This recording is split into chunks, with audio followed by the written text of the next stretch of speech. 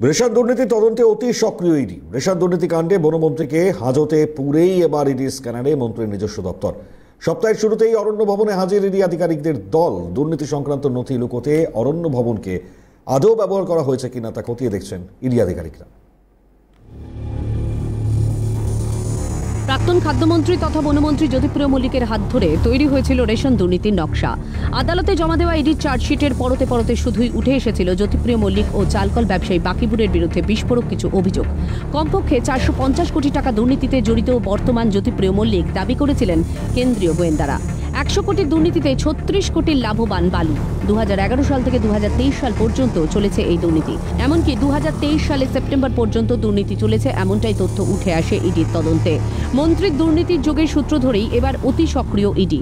রহস্যের পর্দা ফাঁস করতে বনমন্ত্রীর নিজস্ব দপ্তর সল্টলেকের অরণ্য ভবনে হানা দিল ইডি। তবে কি দুর্নীতি সংক্রান্ত তথ্য লুকোতে ব্যবহার করা হয়েছে অরণ্য ভবন, উঠছে প্রশ্ন।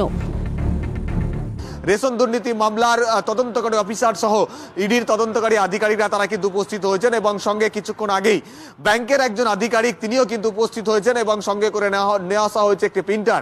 কারণ এখানে ডিজিটাল কোনো এভিডেন্স সেটাকে প্রিন্ট করার প্রয়োজন পড়লে তারা নিজে থেকেই সেটাকে প্রিন্ট করবেন। ফলে সব মিলিয়ে একটা জোরালো তল্লাশি চালানোর জন্যই কিন্তু এই অরণ্য ভবনকে এই মুহূর্তে মূলত মঙ্গলবার দুপুর 1:05 নাগাদ অরণ্য ভবনে কেন্দ্রীয় বাহিনীর ঘেরাটোপে হাজির ইডি আধিকারিকরা। 8 তলার বনমন্ত্রী জ্যোতিপ্রিয় মল্লিকের খাস কামরায় তল্লাশি শুরু কেন্দ্রীয় গোয়েন্দাদের। সূত্রের খবর, শেষবার পুজোর আগে এই অরণ্য ভবনে এসেছিলেন মন্ত্রী জ্যোতিপ্রিয় মল্লিক। কোনটা সত্যি আর কোনটা মিথ্যে, উত্তরের সন্ধানে গোটা ঘটনা খতিয়ে দেখতে শুরু করেন ইডি আধিকারিকরা। প্রসঙ্গত, গরিব মানুষের মুখের ভাত কেড়ে এই পাহাড় প্রমাণ দুর্নীতির সাম্রাজ্য করেছেন মুখ্যমন্ত্রীর প্রিয় বালু। দেদার চুরি করেছেন আমজনতার জন্য বরাদ্দ রেশনের চাল। দুর্নীতির কালো টাকায় ভরিয়েছেন পকেট। এবার কেন্দ্রীয় গোয়েন্দাদের তৎপরতায় মন্ত্রীর নিজস্ব দপ্তর অরণ্য ভবন থেকে কোন সত্য উদ্ঘাটিত হয় সেটাই দেখার। অরণ্য ভবন, সেখানেই কিন্তু জ্যোতিপ্রিয় মল্লিকের বর্তমান যে মন্ত্রিসভার তিনি দায়িত্বে রয়েছেন মন্ত্রী হিসাবে, বনমন্ত্রী হিসাবে, সেই তার দপ্তর, সেই দপ্তরেই কিন্তু এবার ইডির আধিকারিকরা তারা এসে পৌঁছালেন।